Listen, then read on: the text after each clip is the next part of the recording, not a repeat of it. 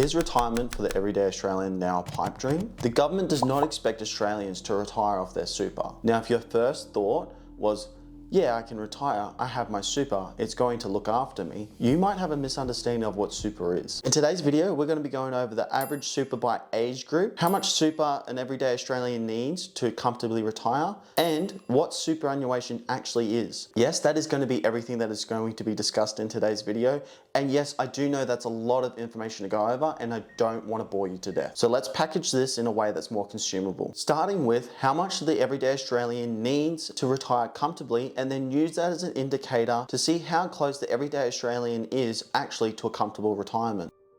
Okay, so we want to know how much we need to comfortably retire in Australia. The Australian Bureau of Statistics, aka ABS, reported that the average median income for an Australian is $67,600. They also reported that the average Australian retires at 56.9 years of age. For simplicity, let's just round this up to 57 years old. The World Bank also reported that the average life expectancy for an Australian is 83.3 years of age. This means that the average Australian spends 27 years of their life in retirement, making this a very simple equation of $67,600 times 27 years, as I am going to assume that no one's going to complain with earning the median income in their retirement age. So 27 times $67,600, that comes in at a whopping $1,825,200 cash in today's money. Now, before the onslaught in my comment section, yes, there's more to it than that, and we are going to revisit this at the end. Okay, so now that we've laid out the groundwork, let's get into it.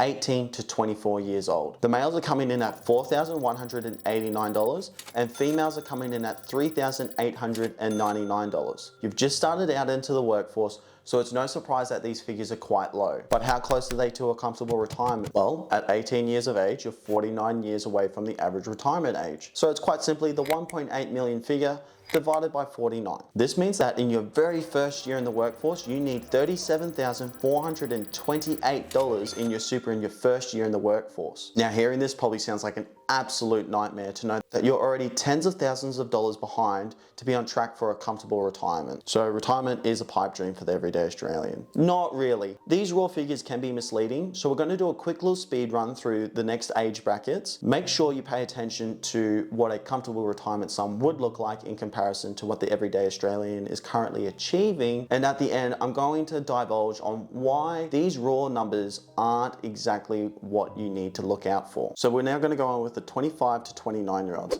And for the first time, the females are beating out the males, coming in at $17,528, while the males come in at $17,243. We then have the 30 to 34 year olds, males coming in at $41,849, and females coming in at $35,716. 5 to 39 year olds, we get quite a steep uptick for the males, coming in at $74,062, whilst the females come in at $57,401. We're now entering the glorious 40s at $106,771 for the males and $77,644 for the females. Now we have the 45 to 49 year olds. Females still not scraping in the six-figure sums yet at $96,575, and the males coming in at $139,850. Now we have 50 to 54 year olds coming in at $112,943 for females and $167,002 for males. And last but not least, we have 55 to 59 year olds, males coming in with a high of $191,263, whilst females come in at just over 60,000 less at $130,714. So well done, you've reached retirement. But even if we take in the male high of $191,000, we're still short by just over $1.5 million. So how does this happen?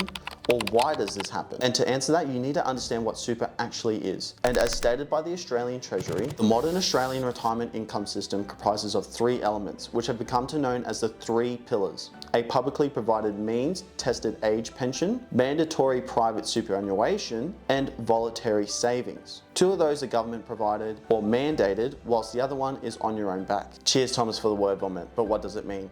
What it means in a nutshell is the government does not expect you to retire off your super. Instead, it actually wants you to use your super as a tool towards your retirement. This news might come as a shock for some, but it's not all doom and gloom, as that $1.8 million figure might have been a slight exaggeration.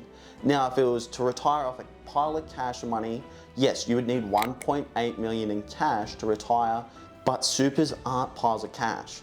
They're investments. And 40% of Australians have their supers in industry super funds, which over the past 32 years reported a return on their investment at 7.9%. Again, what does this mean? This means that each year your super on average is going to compound/return an investment of 7.9% on your sum for that current year. So if we took the male high of $191,000, we could absolutely ball out on $48,500 until the ripe age of 43. And for my quick math people out there, 48,500 times the 27 years in retirement does not equal $191,000. So where is all this money coming from? Well, it's that second pillar that we mentioned, which is your pension. Now, seeing as that you're watching this video, I'm going to assume for the most part you are financially savvy in one way or another, and you're most likely going to apply for a part pension, which means that you have investments or savings. But these investments and savings, if you're a homeowner, could not be over $686,250, or if you're a non-homeowner, it can be all the way up to $938,250 before you are no longer eligible for a pension, with the assumption that you're also single. Now, you're probably wondering, what do they class as assets for you to be eligible for this pension? Well, you have the financial investments, home contents, personal effects, and vehicles. Yes, that's right. Your car can dictate whether or not you get a pension. You also have real estate, annuities, income streams, and superannuation pensions, sole traders, partnerships, private trusts, and private companies. So if we take into account your pension and your super fund, we were only shy by $19,000 at $48,500 for a comfortable retirement. So what would we need? If you were to retire tomorrow, you would need $440,000 in your super, and with the assumption that you are still eligible for your part pension, it will make up the rest until you're 83 years old. Okay, but I'm not retiring tomorrow, Thomas. I'm 18 years old. I'm 30 years old. I'm 40 years old. Now what?